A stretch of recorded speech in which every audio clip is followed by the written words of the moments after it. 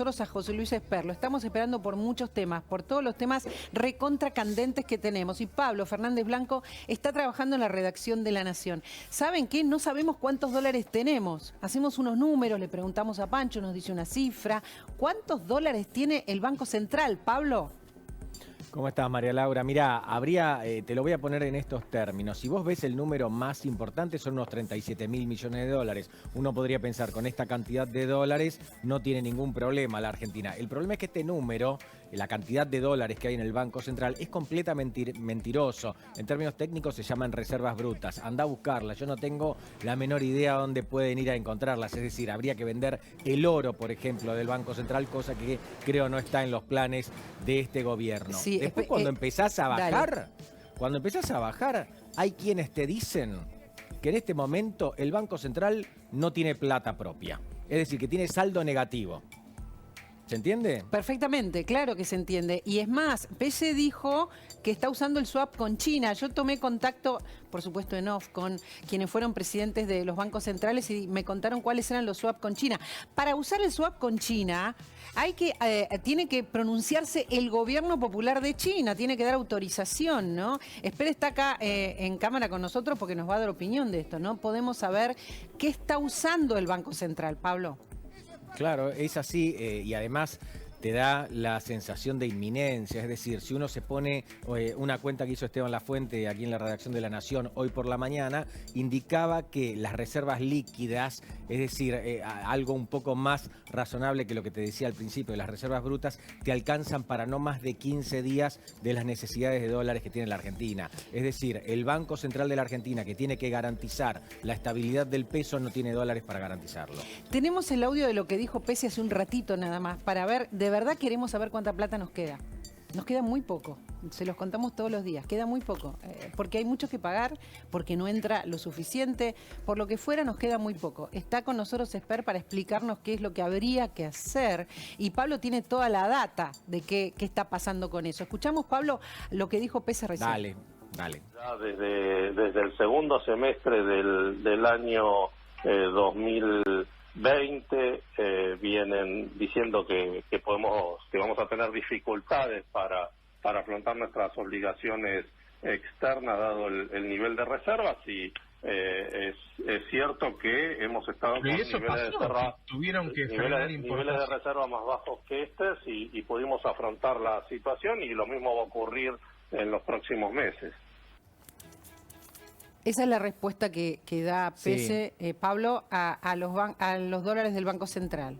Mira, a mí no me convence del todo y déjame agregarte un dato adicional. Tampoco la convence a la vicepresidenta de la Nación, Cristina Kirchner, y tampoco lo convence Pese al ministro de Economía, Sergio Massa, porque justamente una de las cuentitas por las cuales Massa es ministro de Economía es que el año pasado hubo superávit comercial, es decir, ingresaron más dólares por la vía comercial en comparación con los que se fueron y sin embargo esos dólares no están en el Banco Central. Esto es lo que dice la vicepresidenta y lo que dice el nuevo ministro de Economía. A mí me da la sensación de que el presidente del Banco Central, que está en el medio de un lío importante, porque Massa no lo quiere ahí y por eso le puso a su número 2 muy cerquita, está respondiéndole un poco a la vicepresidenta y también al ministro de Economía. Lo consultamos a José Luis que está en pantalla. A ver, ¿cuántos dólares tiene para las cuentas que hace usted como economista el Banco Central, José Luis?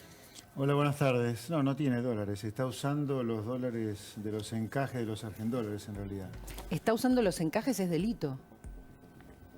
No se pueden usar los encajes. Nosotros vamos a hacer un pedido de informes al presidente del Banco Central que nos diga cómo está financiando la pérdida de reservas que está teniendo a diario, porque el swap chino no puede ser. Los chinos no solo te tienen que dar una autorización explícita, sino que además ellos te dan yuanes chinos. Vos tenés que transformar en dólares esos yuanes y eso no se hace un día para el otro. O sea que es mentira. Así que para mí el escenario más probable es que hoy están usando los encajes de los argendólares, los encajes que se queda el Banco Central legalmente de los... los legales, no los depósitos en dólares. Es ilegal usar los encajes de los argendólares. Es legal que existan encajes de argendólares, ¿me entendés? Correcto. Entonces... No se puede usar eso. No se pueden usar. No se pueden usar. Ahí le cabería la figura de incumplimiento de los deberes de funcionario público, porque no son del Banco Central esos dólares. Legalmente, cuando un depositante hace un depósito en un banco en dólares, una parte de esos dólares el Banco Central los encaja, los simboliza, pero siguen siendo el respaldo de los depósitos de la gente que depositó en el banco. Es importante lo que está diciendo Pablo porque nos está contando cómo se organiza un swap. No solamente se organiza con la autorización explícita de la República de China, que es la que nos deja este swap de 20.000 millones, sino que también dice hay que cambiarlos, hay que cambiar la moneda china a la moneda, al dólar. Claro, estoy de acuerdo con lo que decís, María Laura, y para tratar de bajarle este mensaje a la gente, démonos nosotros mismos una idea de la debilidad del Banco Central argentino si es que le tiene que pedir dólares al Banco Central de China, ¿no? Esto por un lado. Y por otro lado, lo que está diciendo Spert, que cada vez lo dicen más economistas, es también importante. Es decir, los encajes, en definitiva, es plata del depositante, ¿sí? Y esto es un tema realmente delicado el que estamos mencionando. ¿Es la plata nuestra la que se está usando? Para mí sí. ¿Cuáles son los datos que le dicen? No, el olfato, simplemente el olfato, porque el Banco Central justamente, el pedido de informe que voy a elevar, que vamos a elevar de mi espacio, tiene que ver con esto, que nos digan exactamente cómo están invirtiendo a día, no de vez en cuando como lo hace el Banco Central ahora, en qué están invertidas las reservas y cómo se está financiando la pérdida de reservas. Porque nos dicen por ahí colocaciones realizables en divisas. ¿Qué es eso? No, decime exactamente día por día en esta situación crítica donde el gobierno nos dice que le va a pedir adelanto de las exportaciones a los exportadores, donde el gobierno dice que se va a endeudar para tener reservas. ¿Por qué estamos sin reservas si el Banco Central publica 37.000?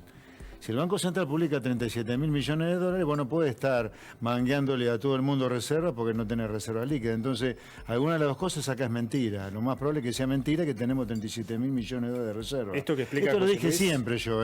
Dije, a ver, si no podemos usar nada de los números que publica el Banco Central para financiar una corrida, digamos la verdad, no las tenemos las reservas. Esto que explica José Luis y que explica Pablo muy bien, con lujo de detalles, explica también lo que fue la salida de depósitos privados de los ahorristas, gente que fue a los bancos en la última semana, en los últimos 15 días, a retirar sus ahorros, básicamente. ¿Ahora? Sí, claro, en los bancos, si vos hablás con gerentes de bancos, de entidades privadas, te cuentan que se aceleró de manera notable los pedidos de los ahorristas para retirar sus ahorros. ¿Estás hablando del dólar Batakis, de esta etapa Batakis o de la etapa de estos últimos días? Esto viene pasando en las últimas, te diría, semana y media, si querés 2 semanas, 15 días. De hecho, hay muchos pedidos en los bancos que no pueden responder ahora, les dicen a los ahorristas, volvé mañana te los doy, y cada día se va incrementando más. Eso es desconfianza y también porque el ahorrista ve los datos que dice José Luis. El Banco Central se está quedando sin reservas. Es muy fuerte, Pablo. Antes de despedirme, quiero que quede claro que lo que dijo Javier es fuerte. No, claro que es fuerte. Quiero llevarle también un mensaje de tranquilidad a la gente. Esto corre por cuenta mía. A ver, de relativa tranquilidad. Después de la crisis de 2001, el sistema financiero en su conjunto tomó determinadas medidas. El sistema financiero, obviamente, y el gobierno, ¿no? Los sucesivos gobiernos, para que no volviera a ocurrir lo que pasó en 2001. En algún momento Miguel Pelle tomó alguna decisión que generó ruido, tuvieron que explicarla. No deberíamos estar en una situación de altísima tensión. Ahora, si los números del Banco Central no son del todo transparentes, por ejemplo, si a Spert no le responden lo que Spert pregunta, bueno, todos vamos a ponernos un poco más curiosos con respecto a este tema. Y con respecto a lo que dijo Javier Lanari recién, María Laura, esto empezó esta efervescencia, este temor, tras la salida de Martín Guzmán del Ministerio de Economía, ¿no? Se empezó a acelerar un poco y en la última semana se aceleró un poco más. Clarísimo, se aceleró y está Facundo Nehamkin, tenemos esta suerte de tenerlo acá, que va a tener que analizar esta situación cada día. La expectativa es más pequeña, es más pequeño el tiempo que nos queda, ¿no? Cuando hay desprolijidades, decíamos con Pancho Iguada, como que van a un acto y no van, empiezan a circular rumores. La discusión sobre la reserva no admite duda, porque si no lo hubiéramos cambiado 2 veces el ministro de Economía en los últimos 30 días, 40 días. O sea, que la Argentina tiene 2 problemas fundamentales que por lo menos son visibles para todos. Uno, el problema de la inflación, gravísimo, que supera el 80-90% proyectado anualmente, y otro el problema de la reserva. Si no hubieran esos dos problemas, digamos, negar esos problemas, como querer tapar el sol con la mano. Está bien, pero lo que dices Pérez, nos están contando un cuento, no es cierto que estemos usando el swap de China. No, bueno, eso yo no soy economista, entonces ahí hay toda una complejidad técnica de cómo se utiliza la reserva, que solo lo entienden ellos, los economistas, nosotros la miramos afuera porque están las reservas netas, las reservas brutas, no, ahí yo no entiendo técnicamente, pero sí, lo que sí te puedo decir es que lo que uno ve, digamos, todas las trabas, por ejemplo, que existen respecto a las importaciones, están explicando la falta de reserva. Los problemas que hay con la energía y la importación de energía se explican por la falta de reserva. Si Argentina tuviese dólares ilimitados, no estaríamos con este problema que estamos observando y todo hoy en día. pesa en los depósitos, dice Javier, además. No, lo que probablemente esté pasando, y eso puede ser, es que como la gente tiene, digamos, una memoria, hay una memoria ciudadana y una memoria en la sociedad que, digamos, siente que puede haber en algún momento la tentación, por eso a mí no me consta lo que dice él, porque yo no tengo información, pero puede haber la tentación de que algún gobierno utilice esos dólares que están en los encajes del Banco Central, entonces la gente puede ser que corra a los bancos en algún momento a tratar de decir, bueno, prefiero tenerlos en mi casa antes que estén en el sistema bancario. Pero de todas maneras hay una cuestión un poquito más de fondo, te diría, en todo esto, que es... Yo no entiendo por qué Argentina siempre está tratando de inventar el círculo cuadrado en todo, por eso nos va mal. O sea, la recomendación natural de sentido común cuando vos te quedás sin reservas es que tenés que hacer alguna liberalización del mercado de cambio. Vos podés fijar el valor del dólar cuando tenés reservas. Si no tenés el ancho de espada, que son las reservas, el dólar es el que quiere el mercado. Entonces, forzar sin reservas el dólar que vos querés es apretar el cepo, endeudarte, inventar el círculo cuadrado. Entonces, la recomendación cuando vos te quedás sin reservas es que o desdobles, o sea, un mercado comercial oficial donde van mercaderías, y otro mercado oficial para todas las demás operaciones. Pero los dos mercados vos los oficializás. En uno, con alguito de reserva podés intervenirlo. Pero tenés que liberalizar algo el mercado de cambios. Y si no tenés reserva, liberalizarlo del todo. Y para que el dólar no sea un barrilete sin cola, poner un ancla nominal que sea el gasto público nominal en pesos. Bueno, vamos entendiendo, porque los ciudadanos argentinos no somos ni directores técnicos, ni tampoco ministro de Economía, pero vamos entendiendo lo que dice. El desdoblamiento tiene que existir, pero de otro modo, con algo liberado, digamos, con algo liberalizado. Es que si te quedaste sin reserva no hay manera que el Banco Central pueda fijar el dólar. Si no, te ves obligado a pedir adelanto a los exportadores, deuda con organismos, más deuda vamos a tomar para mantener un valor del dólar. Bueno, se está hablando de eso, ¿no? Bueno, eso está mal eso.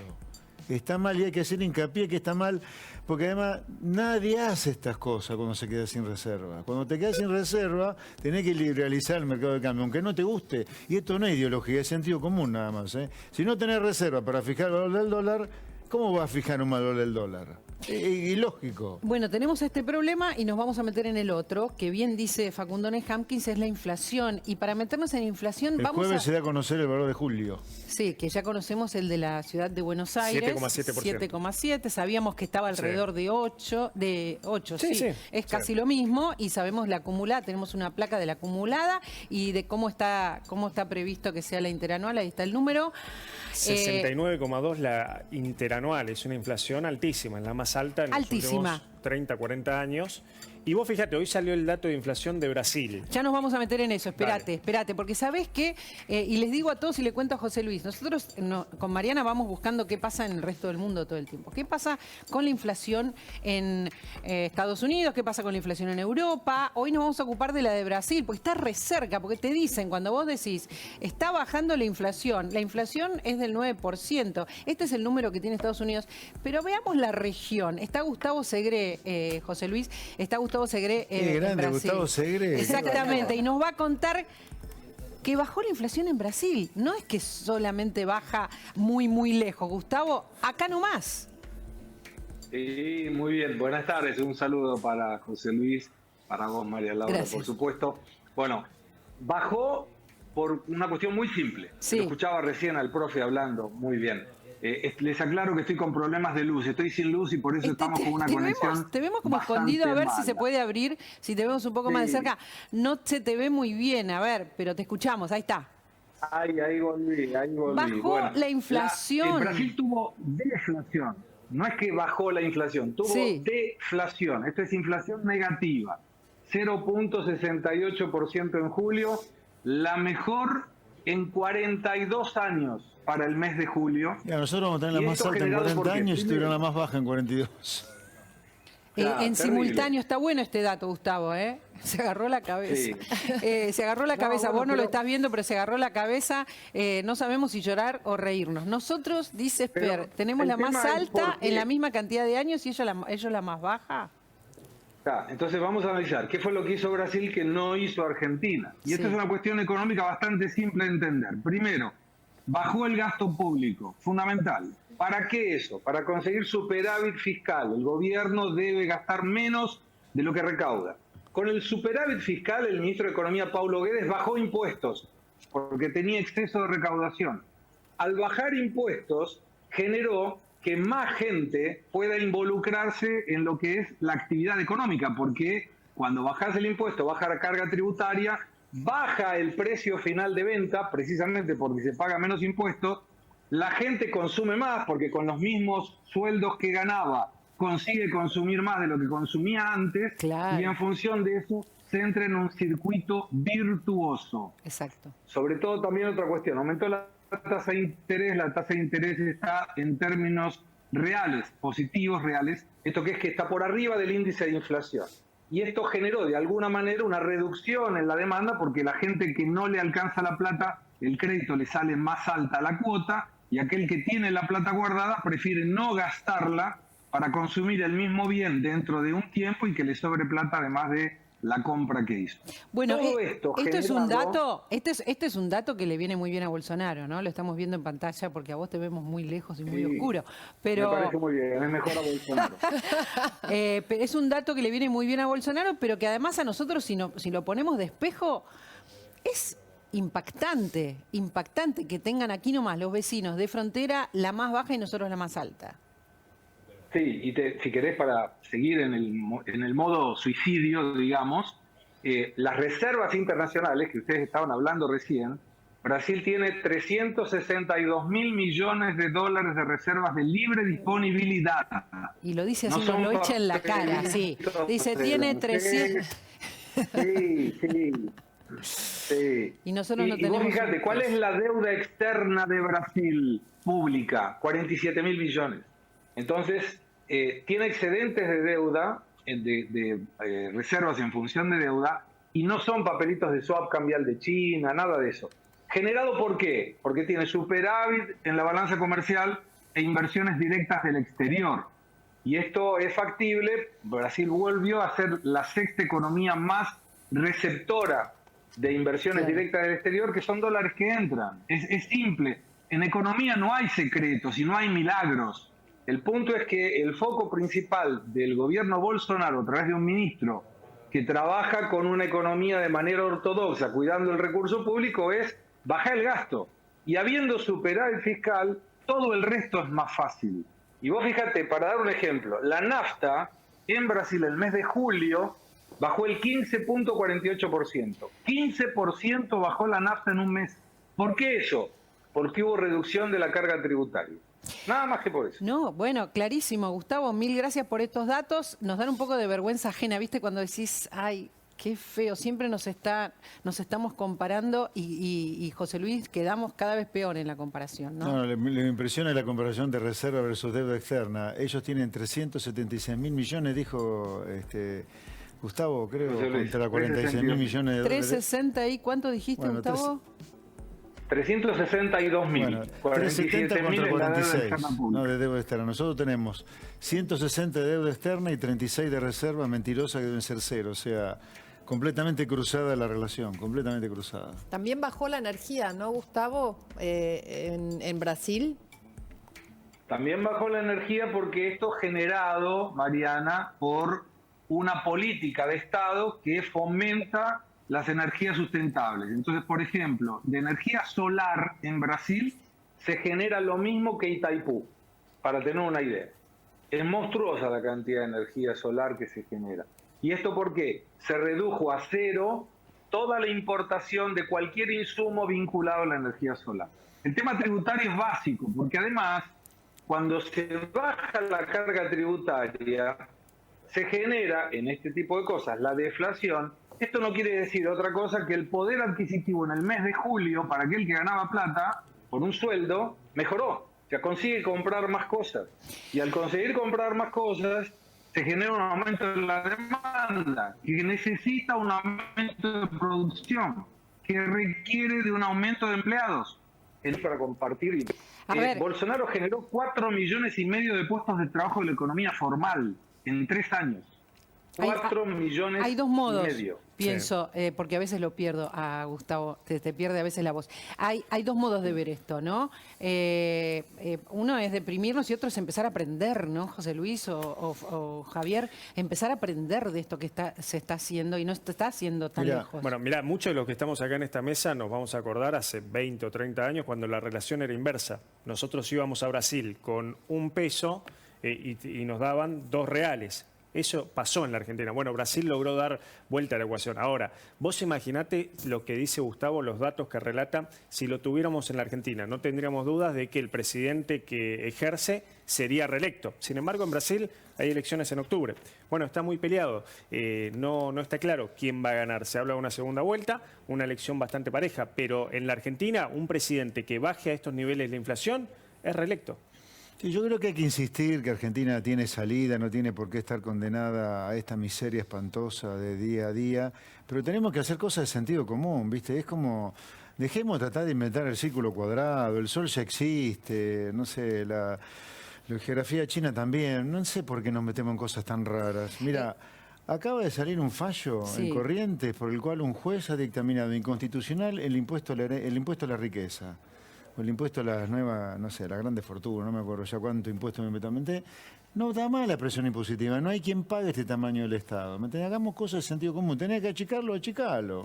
¿O no hemos achicado a un nivel raquítico el sector privado por culpa de tanta crisis y tantos impuestos? Achiquemos el Estado, echemos ñoqui, giremos menos coparticipación a provincias que no la merecen como Formosa, como Chaco. Esta comunicación con Gustavo nos dejó un montón de cifras importantes. Gracias, Gustavo, gracias de verdad por toda esta data, pero nos dejó un montón de data sobre todo, sobre los depósitos, sobre la inflación, pero nos metemos en la inflación, pues estamos muy preocupados por la inflación. Porque la primera semana de agosto, la inflación subió más que otras primeras semanas. Estos son datos ya chequeados, hablados con distintos economistas. O sea, la primera semana de cada mes, como está la plata y como la gente cobra, y como hay remarcaciones, suben los precios. Los precios, estoy hablando, subieron más esta primera semana de agosto. O sea que la preocupación sigue, no es que terminó julio el mes ahora movido. Cuando se publiquen el jueves los datos de inflación va a estar cerca de los 2 dígitos, que será entre 8 y 10. Y agosto va a estar de nuevo entre 8 y 10. ¿Agosto va a estar igual de alta que julio? Sí, yo creo que sí. Y si hicieras lo que tenés que hacer, porque eso habría que decirlo, si hicieras lo que tenés que hacer, lamentablemente iríamos a una inflación en el corto plazo mucho más alta todavía, que flotar y congelar el gasto público nominal, con el presidente hablándole a la ciudadanía por cadena nacional, diciéndole que estamos en una situación de gravedad extrema. Así yo creo que la olla a presión va a explotar en algún momento y mal. ¿Tenés los datos de la inflación, los últimos? ¿Qué tenés, Javi, para compartir? Bueno, hoy justo hablaba con Damián Dipache que me compartía algunos datos que son realmente alarmantes. Vos fíjate lo que es el top 10 de los aumentos del mes de julio, pero comparto lo que decís vos, María Laura, la foto del mes de julio ya es vieja, ya estamos fijándonos todos lo que está pasando en agosto, que aumentan a diario los precios. Fíjate lo que aumentó, por ejemplo, el aceite, 16,4%. Estos son los bienes de consumo masivo, los bienes básicos. En el mes de julio son los datos que te decía, son viejos. Sí, sí, los trajo Damián, está bueno recordarlo, los trajo Damián acá. Sí. Pero fíjate los números, son alarmantes. El huevo 16,1, los caldos 16,1, los snacks 15,3. Lo que estamos diciendo acá y lo que estamos viendo y lo que nos traen las consultoras es que estos números no es que van a bajar en agosto.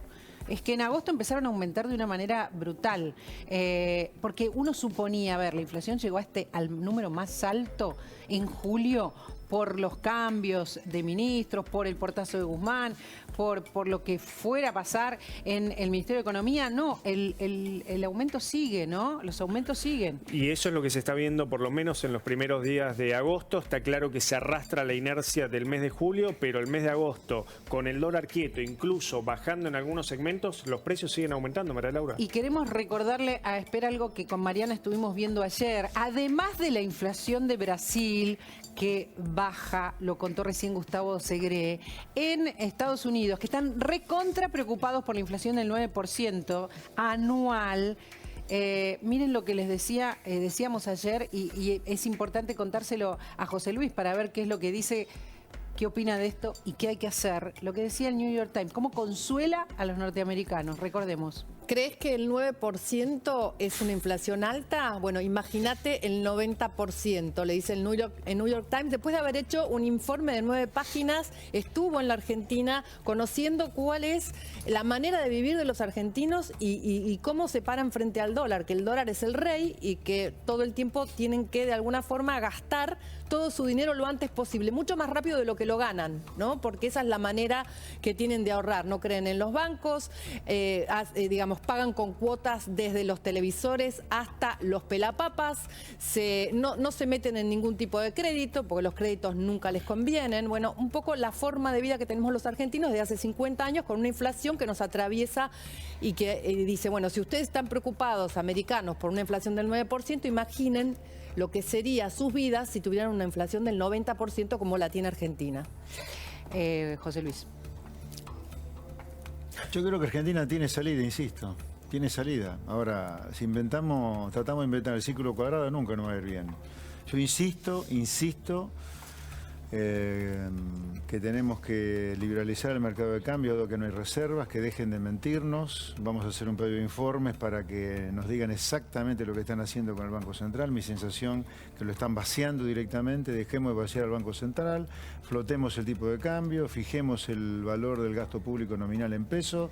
Así como la gente en el sector privado se caga de hambre pagando impuestos todos los días para mantener un Estado inútil, que el Estado se desprenda de ñoqui, que mande menos plata a las provincias, que cierre empresas públicas deficitarias y no que solamente, cuidado, y esto hay que decirlo también, yo soy de los primeros que te voy a decir que hay que pagar por las cosas lo que las cosas valen. Por lo tanto, vos tenés que pagar por la luz lo que vale, por el gas lo que vale, por el agua lo que vale. O sea, ¿tiene que haber aumento de tarifas? Sí.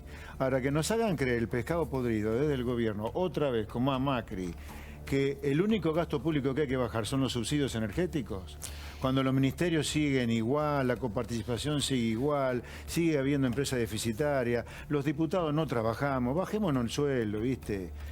No puede ser que el único pato de la boda siempre sea la gente de laburo en el sector privado. Bueno, ahora porque trabajamos en el Estado también tenemos que hacer ajustes. José Luis, ahora para el bono a los jubilados que se va a anunciar esta semana, el jueves probablemente lo dé a conocer Massa. ¿Cómo van a pagar el aumento de los jubilados? Con un nuevo impuesto. Le van a pedir a las empresas que adelanten ganancias.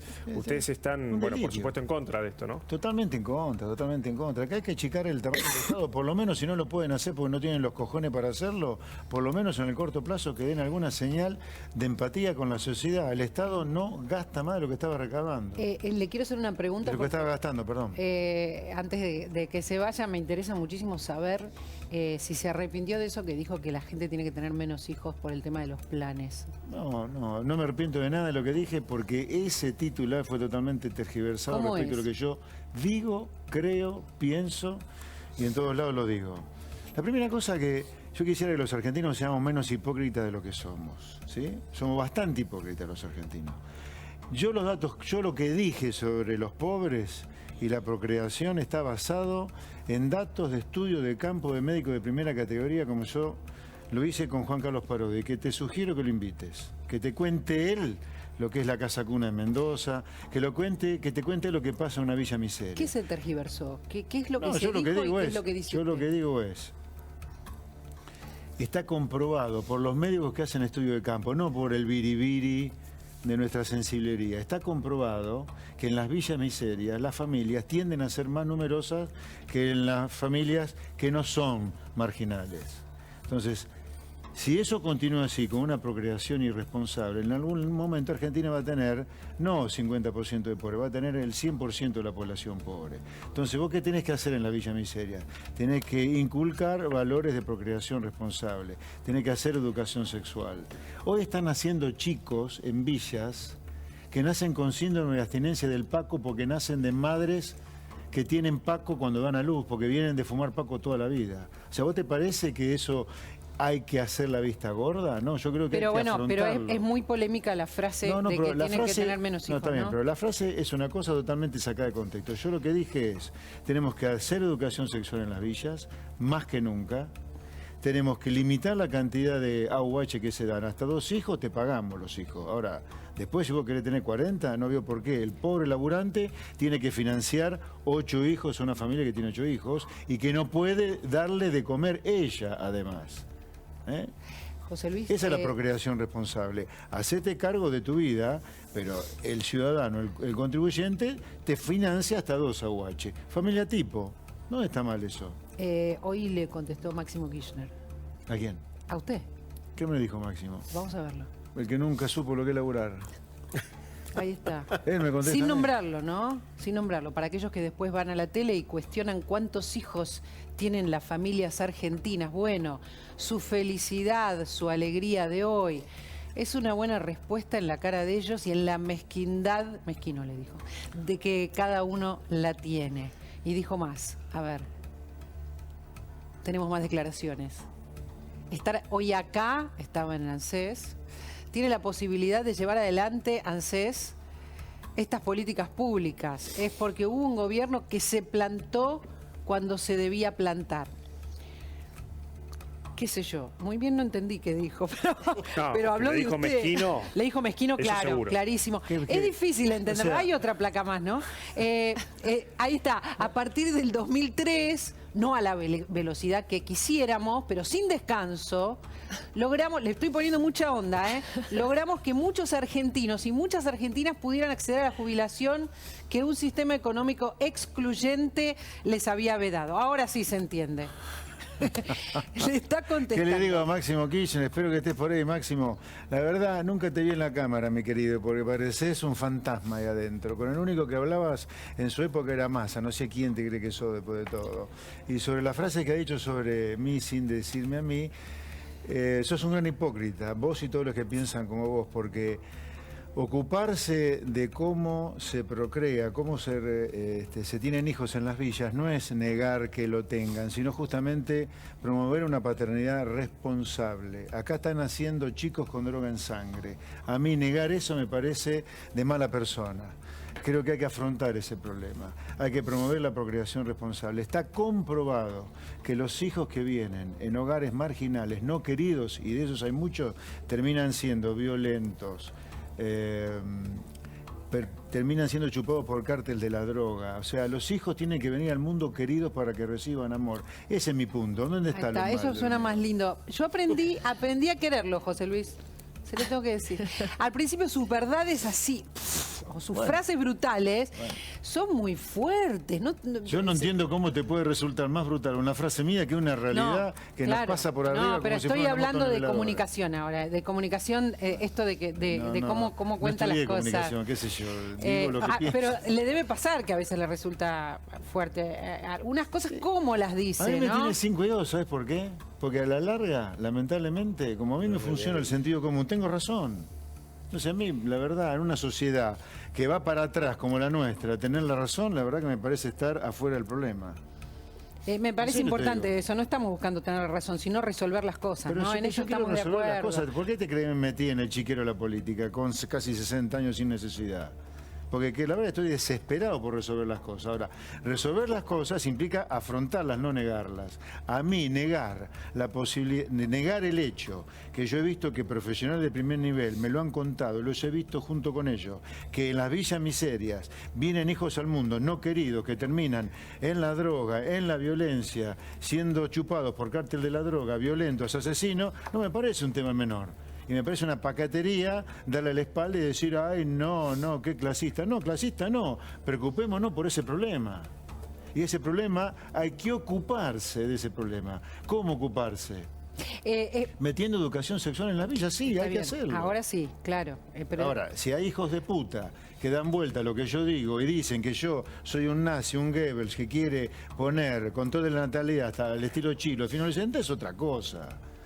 Las palabras mías, ni las tuyas, ni las de nadie, no están a prueba de hijos de puta que te dan vuelta a todo. ¿Sí? Yo no soy quien para decir cuánto hijo puede tener una persona, pero sí creo que hay que introducir valores para que la paternidad sea responsable y para que los hijos sean queridos, que vengan con amor al mundo. Así suena mucho mejor. Ah, bueno, está bien, vos te prendiste de lo que otro hijo de puta tergiversó. ¿Qué crees que haga? No, que yo le estoy pienso contando eso. la verdad. Igual no le entendí lo que dijo Máximo. No le entendí porque no entiendo mucho cuando habla. ¿Pero qué le va a entender si este chico, no sé si terminó la secundaria, la primaria, es diputado nacional? ¿Me entendés? Está completamente desbordado su psiqui, no le da para lo que hace, lo que dice. No. Antes que Es se como si yo vaya. quisiera hablar de, no sé, energía nuclear. Antes que se vaya, para mí es importante. Me va a venir a contar la respuesta que le den cuando haga el pedido de las reservas, Sí, de porque la acá reserva, queremos claro saber que y queremos que Bueno, vuelva eso es y otra cuente. cosa. Pero, ¿cómo no te van a informar en qué están invertidas las reservas a diario? Es nuestro derecho saber eso. Es nuestra obligación preocuparnos para que los chicos vengan al mundo amados, no que vengan al mundo. Bueno, lo esperamos con esa data, ojalá que la consiga. Digo, Sí, lo me que contestan. debiera ser... Rara vez contestan los pedidos de informes, ¿eh? Rara vez. Sí. O sea que es nada más que una expresión de deseos, ir y plantarse y No, decir yo creo que públicamente es a ver, importante. Yo soy un servidor del pueblo argentino. Yo como servidor del pueblo argentino siento la obligación de que nos den explicaciones de en qué están invertidas las reservas del Banco Central. Que no son del Banco Central, además, son del pueblo argentino. Son de los que entregaron la reserva a cambio de peso para hacer cosas. Lo esperamos. Bueno, ¿Eh? un placer. Nos